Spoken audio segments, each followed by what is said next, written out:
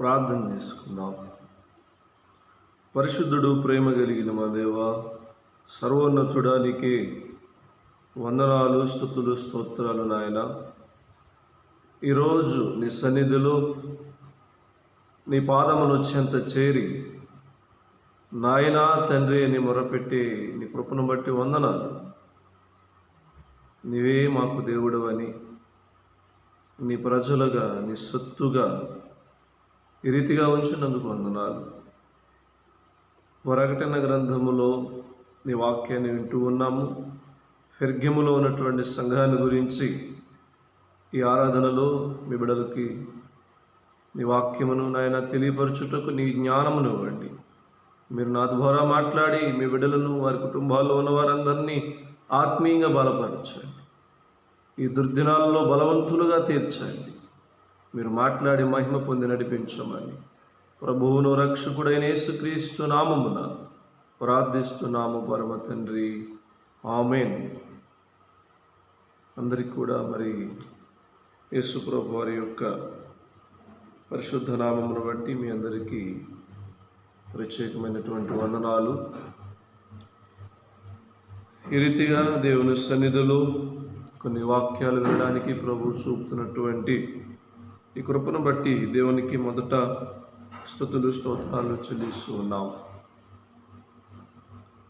మరి ఇలా ప్రతిరోజు దేవుని వాక్యము మరి ఒక 10 నిమిషాలు, ఒక 20 నిమిషాల లోపుగా దేవుని వాక్యం మరి రావడం జరుగుతుంది. తప్పనిసరిగా మరి మీరందరూ కూడా మీ యొక్క కుటుంబంలో ఈ వాక్యాన్ని విని ఆత్మీయంగా బలవంతులుగా తీర్చబడాలని ఆశతో నేను మీకు వీటిని తెలియజేస్తూ ఉన్నాను. దేవుని నామమునకు మహిమ కలగాలని మరి ఈ దినములలో ప్రతిరోజు మరి దేవుని వాక్యం బోధించడం 10 నిమిషాలు. ఒకప్పుడైతే మార్చి 22 ముందైతే మనకి బుధవారము, అలాగే గురువారము, అలాగే శనివారము, ఆదివారం ఇలా కార్యక్రమాలు జరిగేవి. ఆ రోజుల్లోనే వాక్యాన్ని బోధించడం జరిగేది. కానీ ఇప్పుడు గత కొద్ది రోజుల నుంచి ప్రతిరోజు దేవుని వాక్యం చెప్పాలన్నటువంటి ప్రేరేపణను బట్టి కొన్నిసార్లు మరి పరిస్థితులు అనుకూలించకపోయినప్పటికీ అలా దేవుని వాక్యాన్ని చెప్పడానికి ప్రభు చూపిన కృపను బట్టి మీకు అందరికీ విషయాన్ని మరొకసారి తెలియజేస్తూ ఉన్నా. ప్రకటన గ్రంథాన్ని నేను చాలా పర్యాయాలు బోధించాను. మరొకసారి ఆ గ్రంథాన్ని చెప్పాలని ఆశతో అలా చెబుతూ ఉన్నాను. పెర్గములో ఉన్నటువంటి సంఘాన్ని గురించి ఈరోజు మనం విందాం, చదువుకుందాం దేవుని వాక్యాన్ని. ప్రకటన గ్రంథం 2వ అధ్యాయము 12వ వచనము నుండి. పెర్గములో ఉన్న సంఘపు దూతకు ఇలాగు రాయము: వాడే అయిన 2 అంచుల గల ఖడ్గము గలవాడు చెప్పు సంగతులేమనగా, సాతాను సింహాసనమున్న స్థలములో నీవు కాపురమున్నావని నేను ఎరుగుదును. మరియు సాతాను కాపురమున్న ఆ స్థలములో నా యందు విశ్వాసి అయ్యుండి నన్ను గూర్చి సాక్షి అయిన అంతిఫై అయిన వాడు మీ మధ్యలో చంపబడిన దినములలో నీవు నా నామమును గట్టిగా చేపట్టి నా యందు విశ్వాసమును విసర్జించలేదని నేను ఎరుగుదును. అయినను నేను నీ మీద కొన్ని తప్పిదములు మోపవలసి ఉన్నది. అదేమనగా, విగ్రహములకు బలిచ్చిన వాటిని తినినట్లును, జారత్వము చేయనట్లును, ఇశ్రాయేలులకు ఉరివడ్డమని బాలాకునకు నేర్పిన బిలాము బోధన అనుసరించేవారు నీలో ఉన్నారు. అటువలనే నికోలాయితుల బోధన అనుసరించేవారు నీలో ఉన్నారు. కావున మారు మనసు పొందము, లేని వేళ నేను నీ యొద్దకు త్వరగా వచ్చి నా నోట నుండి వచ్చు ఖడ్గం చేత వీరితో యుద్ధం చేసేదను. సంఘములతో ఆత్మ చెప్పుచున్న మాట చెవిగల వాడు వినుగాక. జయించు వానికి మరుగై ఉన్న మన్నాను భుజింపనిత్తును, మరి అతనికి తెల్ల రాతినిత్తును. ఆ రాతి మీద చెక్కబడిన ఒక కొత్త పేరును పొందిన వానికే కానీ అది మరెవరికి తెలియదు. ఇక్కడ పెర్గములో ఉన్నటువంటి సంఘాన్ని గురించి కొన్ని విషయాలు ఇక్కడ మనకి రాయబడ్డాయి. పెర్గము అనేటువంటి ప్రాంతములో అది ఒక మంచి ప్రాంతము. అక్కడ చాలా గ్రంథాలయాలు ఉంటాయి. అలాగే ఇంకా కొన్ని దేవతా గుళ్ళు కూడా ప్రాంతంలో ఉన్నట్లుగా మనకి దేవుని వాక్యం తెలియజేస్తూ ఉన్నది ఆ ప్రాంతములో. అలాగే ఆ ప్రాంతంలో రాజును పూజించాలి. ఒక పద్ధతి ఉంది, రాజుగారిని దేవుడుగా పూజించాలి. ఇలాంటి పద్ధతిలో పెర్గెములో సంఘం అనేది అక్కడ ఉంది. అయితే ఇక్కడ దేవుడు ఏం చెప్తున్నాడంటే, రెండంచులు గల వాడి అయిన ఖడ్గం గలవాడు. రెండంచులు కలిగినటువంటి వాడి అయిన ఖడ్గం అంటే దేవుని యొక్క వాక్యం. దేవుని వాక్యము రెండంచులు కలిగినటువంటి ఒక ఖడ్గము వంటిదని. రెండంచుల కలిగిన ఖడ్గం దేవుని వాక్యం. అది మనకి హెబ్రీయులకు రాసిన పత్రిక 4వ అధ్యాయం 11వ వచనములో, అలాగే ప్రకటన గ్రంథం 1వ అధ్యాయం 16వ వచనంలో కూడా అక్కడ కూడా ఉంటుంది. రెండంచులు కలిగినటువంటి ఖడ్గము గలవాడు చెప్పు సంగతులేమనగా, దేవుని వాక్యము రెండంచులు కలిగినటువంటి ఖడ్గము. అదేం చేస్తుందంటే శరీర ప్రాణ ఆత్మలను కీళ్లను విభజించుతూ అది మనిషి జీవితాన్ని పవిత్రపరిచే దేవుని ఒక వాక్యం. అందుకే ఈ వాక్యం ఎలాంటిదంటే రెండంచులు కలిగినటువంటి ఖడ్గము వంటిదని దేవుని వాక్యంలో మనకి ఇక్కడ రాయబడి ఉంది. అందుకే దేవుని వాక్యం చాలా విలువైనది. ఒకవైపు అంటే బోధించే వాళ్ళకి ఒకవైపు, విశ్వాసులకు మరొక వైపు. నాకును మీకును నేను భయపడాలి దేవునికి, మీరు దేవునికి భయపడాలి. ఎందుకంటే దేవుని వాక్యము రెండంచులు కలిగినటువంటి ఖడ్గము. చాలా జాగ్రత్తగా ఉండాలి. దేవుడు ఈ పరీక్ష పెట్టినటువంటి ఈ దినాల్లో మనము ఖడ్గమైన దేవుని వాక్యానికి భయపడుతూ నిత్యము భక్తితో బ్రతకాలి. అందుకే ఇక్కడ రెండంచుల ఖడ్గం గలవాడు సంగతులు ఏమిటంటే, సాతాను సింహాసనమున స్థలములో నీవు కాపురం ఉన్నావని ఆ సంఘానికి చెప్తున్నాడు. ఆ సంఘానికి చెప్పాడు, పెర్గెములో ఉన్నటువంటి సంఘానికి రెండంచులు కలిగినటువంటి ఖడ్గం గలవాడు చెప్పే సంగతి ఏమిటంటే, మీరు సాతాను సింహాసనమున స్థలములో కాపురం ఉన్నారని అక్కడ దేవుని వాక్యం అక్కడ రాయబడి ఉంది. సాతాను సింహాసనమున స్థలం ఏమిటి? దేవుని వాక్యం మనకేం తెలియజేస్తూ ఉన్నదంటే, యెషయా గ్రంథం 66వ అధ్యాయం 1వ వచనం కానీ, అపోస్తుల కార్యాల గ్రంథం 7వ అధ్యాయం 50వ వచనంలో కూడా ఏం రాయబడి ఉందంటే, అపోస్తుల కార్యాల గ్రంథం యెషయా గ్రంథం 60వ అధ్యాయం 61, 66వ అధ్యాయంలో, అలాగే మనకి అపోస్తుల కార్యాల గ్రంథం 7వ అధ్యాయంలో ఏం రాయబడి ఉందంటే, ఆకాశం ఆయన సింహాసనమని భూమి ఆయన పాదపీఠమని రాయబడి ఉంది. ఆకాశము ఆయనకి సింహాసనం, భూమి ఆయనకి పాదపీఠము. మరి ఆకాశం ఆయన సింహాసనం అయితే ఈ భూమి ఆయన పాదపీఠము. ఇప్పుడు సాతాను సింహాసనం ఎక్కడుందంటే ఈ భూలోకంలో ఉంది. అనగా సాతాను సింహాసనం దేవుని కాళ్ళ దగ్గర ఉంది. అయితే సాతాను ఈ భూమి మీద ఏం చేస్తాడంటే, తన యొక్క ఉన్నటువంటి బలము, దేవుడు సాతాను కూడా అవకాశాన్ని ఇస్తాడు. ఒక అవకాశాన్ని ఇచ్చాడు. యోబుకి ఎలా అవకాశం ఇచ్చాడో యోబును శోధించమని, అలాగే దుర్దినాల్లో కూడా దేవుడు సాతానుకు ఒక అవకాశం ఇస్తాడు. వాడు ఏం చేస్తాడంటే దాన్ని వినియోగించుకుని చాలామంది మీద తన పరిపాలనను సాగించాలని సాతాను చూస్తాడు. అందుకే కొంతమంది విశ్వాసం నుండి తొలగిపోతారు, ప్రార్థన నుండి తొలగిపోతారు, భక్తుల నుండి తొలగిపోతారు, సరైనటువంటి నిరకళ్ళినటువంటి జీవితాన్ని జీవిస్తారు. ఆ సంఘంలో కూడా సాతాను సింహాసనం ఉన్నటువంటి స్థలంలో అక్కడ ఆ సంఘం ఉంది. అక్కడ ఆ స్థలంలో నా యందు విశ్వాసం ఉండి నన్ను గురించి సాక్షి అయినటువంటి అంతిఫై అనే వాడు మీ మధ్యలో చంపబడిన దినములలో ఒక అతను కూడా చంపబడ్డాడు. ఆ రోజుల్లో అంతిఫై అనేటువంటి వాడు పెర్గెము సంఘంలో చనిపోయాడు. ఎందుకు చనిపోయాడంటే అక్కడ అతనికి ఒక ఒత్తిడి వచ్చింది. ఏమిటంటే రాజును పూజించాలి. ఇది సాతాను పెట్టినటువంటి విధానం, రాజును పూజించాలి. ఈ అంతిఫై అయినటువంటి వాడు పెర్గెము సంఘంలో అతడు వాక్యానుసారి కాబట్టి రాజును పూజించను అన్నాడు. ఎందుకేనంటే నేను రాజును పూజించేవాడిని కాదు, దేవుణ్ణి ఆరాధించాలి, దేవుణ్ణి పూజించాలి, కానీ మనుషుని పూజించడం ఏంటి? కాబట్టి అతను చనిపోయాడు. అతను చంపేశారు. అక్కడ ఆ రోజుల్లో అతను చంపేశారు. అతను గట్టిగా దేవుని అందులో విశ్వాసమును విసర్జింపలేదని కూడా దేవుని వాక్యం సెలవిస్తూ ఉంది. అలాంటి సంఘము పెర్గెము సంఘము. అలాంటి కష్టాలు వచ్చాయి రాజుకి. వాళ్ళు ఏమాత్రం లోబడలేదు. షడ్రక్ మేషక్ అబేద్నెగో నా దేవతకి మీరు పూజిస్తారంటే వాళ్ళు అన్నారు మాకు చిత్తలేదు అన్నారు. దానియేలు నువ్వు 30 రోజులు నన్ను మాత్రమే పూజించాలంటే దానియేలు దేవుడిని తప్ప మరొకరిని పూజించను అన్నాడు. ఇక్కడ అంతిఫై అయినటువంటి వాడు కూడా అలాగే అన్నాడు, రాజును పూజించనంటే అతను చంపారు. కాబట్టి ఈ సాతాను సింహాసనం మన దినాల్లో మనం ఉంటున్నాం. ఎలాంటి రోజులు వస్తాయో తెలియదు మనకి. ఇప్పుడు ఇలాంటి పరిస్థితుల్లో ఉన్నాం. ఇంకా రాబోతున్న రోజులు ఏమొస్తాయో తెలియదు. ఇప్పుడు ప్రపంచం అంతా కూడా ఈ కరోనా వైరస్ చేత భయపడుతూ ఉంది. మన దేశ ప్రధాని నరేంద్ర మోడీ గారు ఒక విషయాన్ని చాలామందికి గ్రహింపైనటువంటి విషయం ఏమిటంటే, ఆయన ఎన్నో విషయాలు చెప్తున్నాడు. ఏమనంటే చాలామంది హిందూ దేవాలయాల రకరకాల పూజలు, యజ్ఞాలు, యాగాలు కొంతమంది చేస్తున్నారు.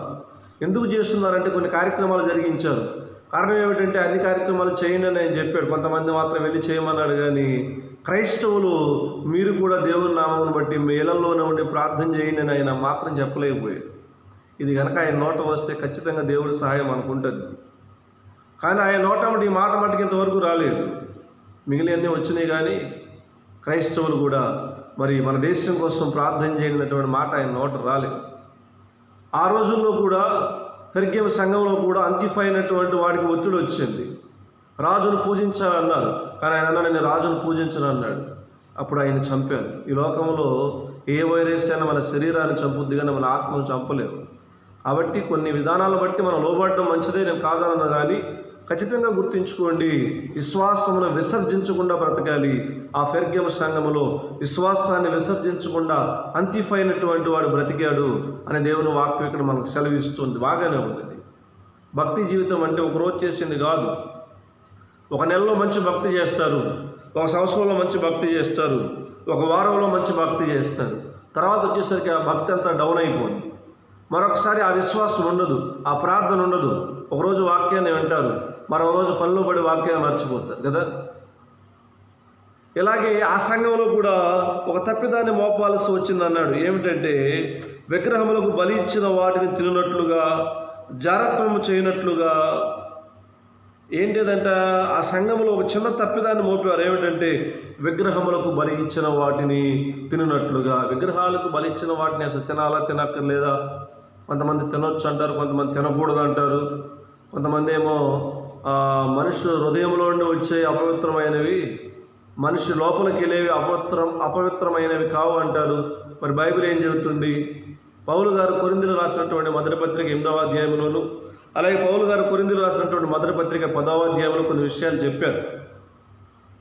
విగ్రహములకు బలి ఇచ్చిన వాటి విషయంలో మనకు దేవుడే ఒక్కడనియో, ఆయన ఆకాశమందున్నాడనియో అలా చెబుతూ విగ్రహము ఒట్టిదనియో అని చెప్పారు.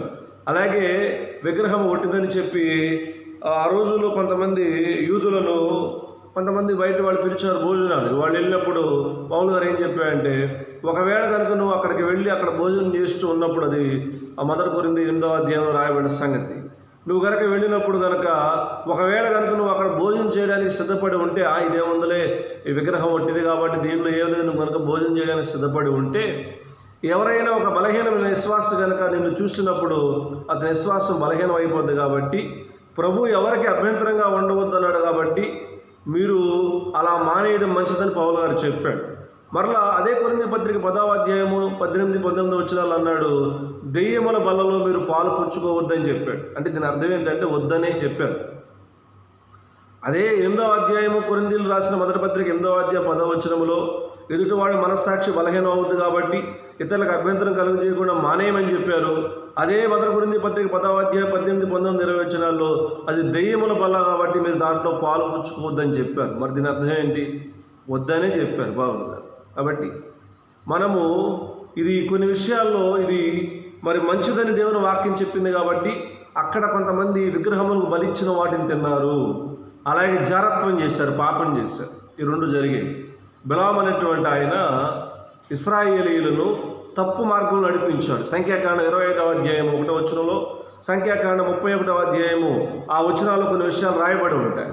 ఎవరు ఈ విషయాన్ని చేసింది? ఎవరంటే ఈ సంగతి అంతా కూడా చెప్పిందంటే ఎవరంటే బిలాము అనేటువంటి ఆయన ఇశ్రాయేలీయులను చంపడానికి బిలాముని బాలాకు రాజు పిలిపించాడు శపించమని. శపించలేదు. దేవుడు ఆ మాట నోటంట రానేయలేదు. అప్పుడు ఒక ఐడియా ఇచ్చాడు. మోయాబీలు అనగా మిథ్యానీయులు కలిసే ఉన్నట్లు మనం చూడవచ్చు అక్కడ. ఎవరంటే మిథ్యానీయులు మోయాబీలు కలిసే ఉంటారు అక్కడ. వాళ్ళు కలిసే ఉన్నారు. మిథ్యానీయులకైతే 5 రాజులు ఉంటారు. మోయాబీ రాజు అయితే బాలాకు అయితే మొత్తం అంతా ఒక గ్రూప్ కింద ఉన్నారు. కాబట్టి ఏం జరిగిందంటే బిలాము ఒక ఐడియా ఇచ్చాడు వాళ్ళకి. ఇశ్రాయేలీలు వాళ్ళ విగ్రహాలకు బలిచ్చిన తింటే జాగ్రత్తం చేస్తే వాళ్ళకి శాపం వస్తుంది, ఇది దేవుని యొక్క విధానము, దేవుడు వద్దన్నాడు. కాబట్టి మీలో కొంతమంది అక్కడికి వెళ్ళి వాళ్ళని పిలవమని చెప్పాడు. కొంతమంది స్త్రీలు వెళ్ళి వాళ్ళు పిలిచారు. వాళ్ళ విగ్రహాలకు బలిచ్చిన వాటిని తిన్నారు, వాళ్ళతో వ్యభిచార పాపం చేశారు, జారత్వం చేశారు. యవనస్తులు, పెళ్లికైన యవనస్తులు పాపం చేశారు. అప్పుడు ఇశ్రాయేలుకి తెగులు వచ్చింది. కాబట్టి ఈ రెండింటికి కూడా దూరంగా ఉండాలని దేవుని వాక్యం సెలవిస్తుంది. పెర్గేమ సంఘంలో కూడా బలి ఇచ్చిన వాటిని తినేవాళ్ళు కొంతమంది ఉన్నారు. విగ్రహాలకు బలిచ్చే వాటిని తినేవాళ్ళు కొంతమంది ఉన్నారు. కాబట్టి ఇది కూడదని దేవుని వాక్యం సెలవిస్తుంది, పాపం చేయకూడదని దేవుని వాక్యం సెలవిస్తుంది. అందుకే ఈ రెండింటికి మీరు దూరంగా ఉంటే మీకు మంచిదని దేవుని వాక్యం సెలవిస్తుంది. మరలా ఆ సంఘంలో ఏం జరిగిందంటే, అటువలే నికోలాయితుల బోధను అనుసరించే వారు కూడా నీలో ఉన్నారు. నికోలాయితుల బోధ అనగా అది దుర్నీతి బోధ. నికోలాయితుల బోధ అంటే కొంతమంది ఏం చేస్తారు, దేవుని సన్నిధానికి వస్తారు, పర్లేదులే, ఏ పని చేసినా పర్వాలేదులే అని కొంతమంది ఇటు నిజం చెప్పరు, అబద్ధం ఆడరు అన్నట్లుగా ఉంటుంది తీరు వాళ్ళకి. వాస్తవాన్ని బయట పెట్టకుండా కొంతమంది కొన్ని విషయాలను దాచేసి కొంతమంది జీవితాలు పాడు చేస్తారు. పర్వాలేదు అని చెప్తారు. ఇది నికోలాయితుల బోధ. ఈ నికోలాయితుల బోధ ఆత్మీయ జీవితాన్ని పాడు చేస్తుంది. కాబట్టి ఈ నికోలాయితుల బోధ కూడా ఆ సంఘంలో ఉంది. అది ఉండకూడదు. మనం దుర్బోధకు చేయకూడదు. దేవుని వాక్యాన్ని చూసుకోవాలి ప్రతి క్రైస్తవుడు. దేవుడు వాక్యం మనకు ఒక మ్యాప్గా ఉంది, ఒక ప్రణాళికగా ఉంది. కాబట్టి దేవుని వాక్యాన్ని చూసుకుని నడవాలి. కానీ నేను ఏదైనా గుడ్డిగా మీరు బోధిస్తే నమ్మక్కలు దేవుని వాక్యంలో ఉందో లేదో చూసుకోండి. లేదా అయ్యగారు చెప్పాడు, అది ఏం చెప్పాడు, ఆయన చెప్పాడు, పాస్టర్ గారు చెప్పాడు అని వద్దు. మీరు దేవుని వాక్యంలో ఉందో లేదో చూసుకోండి. పౌలు అంటాడు, దేవుని గురించి ఎవరైనా చెడ్డగా చెబితే పరలోకం నుండి దేవదూతలు వచ్చి చెప్పిన నేను నమ్మనంటాడు పౌలు గారు. మరి నిజంగానే గొప్ప వ్యక్తి కాబట్టి, బాగా చదువుకున్నాడు, గొప్ప వ్యక్తి, బైబిల్ గ్రంథం బాగా తెలుసు కాబట్టి ఆయన ఆ మాట చెప్పగలిగాడు. దేవునికి వ్యతిరేకంగా పరలోకం దేవదూత దిగి వచ్చి చెప్పినా నేను నమ్మనన్నాడు. కాబట్టి మీరు ఎవరు చెప్పినా నమ్మక్కర్లేదు. బైబిల్లో ఉందో లేదో చూసుకోండి. బైబిల్లో సత్యాలు ఉన్నాయో లేవో చూసుకోండి. అది కావాల్సింది. మన దేవుని వాక్యానికి లోబడాలి. బిలాంబోధ అనుసరించే వాళ్ళు కొందరు ఉన్నారు. విగ్రహాలకు బలిచ్చిన వాడిని తినేవాళ్ళు కొందరు ఉన్నారు. మీ బంధువులు స్నేహితుల కోసం ప్రార్థన చేయండి. వారి దగ్గరికి వెళ్ళండి. కష్టాల్లో ఉంటే ఆదరించండి. కానీ మనకి కావాల్సింది ఏమిటంటే దేవునికి వ్యతిరేకమైనటువంటి పనికి దూరంగా ఉండండి. దేవునికి కోపం పట్టించే పనికి దూరంగా ఉండండి. నికోలాయితుల బోధన అనుసరించే వారు మీలో ఉన్నారు అని ఇక్కడ దేవుని వాక్యం సెలవిస్తుంది. మరో దేవుడు అన్నాడు, మరొక మాట కింద కూడా చదివితే, అలాగే కావున మారు మనసు పొందుము, లేని వేళ నేను త్వరగా వచ్చి నా నోటి నుండి వచ్చి ఖడ్గంతో నీతో యుద్ధం చేసేదను దేవుడు చెబుతున్నాడు. ఏమంటున్నాడు దేవుడు ఫెర్గిం సంఘంతో? మారు మనసు పొందుము, లేని వేళ నేను త్వరగా వచ్చి నా నోట నుండి వచ్చే ఖడ్గంతో నీతో యుద్ధం చేస్తానంటున్నాడు. మారు మనసు పొందమంటున్నాడు. ఫెర్గిం సంఘంలో మరి చిన్న లోపం, చిన్న తప్పిదమే జీవితాన్ని పాడు చేస్తుంది. చిన్న తప్పిదం లేకుండా బ్రతకాలి. తప్పైనను లోపమైన కనుగొనలేకపోయారు. ఒక వ్యక్తిలో చిన్న తప్పు దొరుకుద్దని చూశారంట. చిన్న తప్పు దొరకలేదు దానియేలు. ఫెర్గిం సంఘంలో చిన్న తప్పిదం ఒకటి ఉంది. ఆ తప్పిదం సరి చేసుకోవాలి. ఒకవేళ నీలో ఒక చిన్న తప్పిదం ఉంటే సరి చేసుకో. 10 ఆజ్ఞలు ఉన్నాయి. ఒక ఆజ్ఞ మీరినట్టయితే నువ్వు 10 ఆజ్ఞలను మీరినట్లు లెక్క. కాబట్టి మీలో మారు మనసు పొంది త్వరగా వస్తానంటున్నాడు. ఇంకేం చెప్తున్నాడు? చెవి గలవాడు సంఘాలతో చెప్పే మాట వినగా జయించేవానికి మరుగై ఉన్న మన్నాను భుజింపునిత్తును. జయించేవానికి మన్నాను ఇస్తాడు దేవుడు అండి. పరలోకంలో దేవుడు మన్నా ఇవ్వబోతున్నాడు. అరణ్యంలో వారు మన్నాను తిన్నారు కానీ చనిపోయారు. కానీ దేవుడిచ్చే మన్నాను తినేవాళ్ళు చనిపోరని దేవుని వాక్యం సెలవిస్తూ ఉంది. అలాగే వారికి తెల్ల రాతినిత్తును, చెక్కబడిన పేరు, ఒక వారి కొత్త పేరు ఉంటుంది. ఇదంతా నీకు గొప్ప అధికారం ఇవ్వబోతుంది. నీకు ఒక లైసెన్స్ రాబోతుంది. నీకు కొత్త అధికారం రాబోతుంది. అది పరలోకంలో నీకు రాబోతుంది. దానికోసం మీరు ప్రయాసపడండి. ఈ దుర్దినాలు ఎక్కువ ప్రార్థన కలిగి ఉండండి. మారు మనసు కలిగి ఉండండి. విగ్రహాలకు సంబంధించిన వాడికి దూరంగా ఉండండి. పాపానికి దూరంగా ఉండండి. విశ్వాసాన్ని కాపాడుకోండి. దేవునికి మాత్రమే లోబడండి. మీ కుటుంబాలను, మిమ్మల్ని, బిడ్డలను ప్రతిరోజు ప్రార్థనలో కట్టుకోండి. దేవుని హెచ్చరికను నిర్లక్ష్యం చేయవద్దు. ఫెర్గిం సంఘంలో చిన్న తప్పిదం ఉంది. మరి మన సంఘంలో, మరి మీ కుటుంబాల్లో ఏ తప్పిదం ఉందో సరి చేసుకోండి. మరలా రేపటి రోజు మరొక వాక్యాన్ని విందాం. తుయితైరాలో ఉన్నటువంటి సంఘాన్ని గురించి విందాము. అలాగే ప్రార్థన చేసుకుందాం. ఈ సమయంలో పరిశుద్ధుడు, ప్రేమ కలిగిన మా దేవునికి వందనాలు. ఫెర్గిం సంఘాన్ని గురించి విన్నాము. ఈ ఆరాధనలో ప్రభువా నీకు వందనాలు. మీ బిడ్డలందరినీ బలపరచండి. నీ వాక్యానికి లోబడేవారుగా ఉంచండి నాయనా. మరి విశ్వాసాన్ని కాపాడుకునేవారుగా ఉంచండి. మా దేశాన్ని రక్షించండి. నీ మీద ఆధారపడితే ఖచ్చితంగా సహాయం చేస్తాం. చాలామంది ప్రభువా నీ అందు విశ్వాసం ఉంచితే ఖచ్చితంగా సహాయం చేస్తాం. ఒకవేళ సహాయం చేయకపోయిన మోక్షాన్ని ఇస్తాం. అయ్యా నీ కృప కలిగి ఉండటకు సహాయం చేయి. ఆకాశము నీ సింహాసనం, భూమి నీ పాదపీఠం. నీ మాటకు లోబడేవారుగా ఉంచండి. నీ వాక్యానికి లోబడేవారుగా ఉంచి నన్ను, మీ బిడ్డలందరినీ బలపరచు. ఈ కార్యక్రమాన్ని ఎంతమంది అయితే యూట్యూబ్ ఛానల్ ద్వారా ఎంతమంది అయితే నీ వాక్యాన్ని వారందరినీ బలపరచు. వారి కుటుంబాలను బలపరచు. నీ విషయాలు ఆత్మీయ నుంచి ఆరాధన కార్యక్రమాలు మహిమకరంగా జరిగించి మీరు మహిమ పొందవాలి. రక్షకుడు ప్రభు అయిన యేసుక్రీస్తు నామమున ప్రార్థిస్తున్నాము పరమ తండ్రి, ఆమేన్. తండ్రి అయిన దేవుని యొక్క ప్రేమ, కుమారుడైన యేసుక్రీస్తు ప్రభువు యొక్క కృప, పరిశుద్ధాత్మ దేవుని నిత్య సహవాసము, సమాధానం ఇప్పుడు ఎల్లప్పుడు సదాకాలము తోడై ఉండునుగాక తండ్రి. ఆమేన్. ఆమేన్.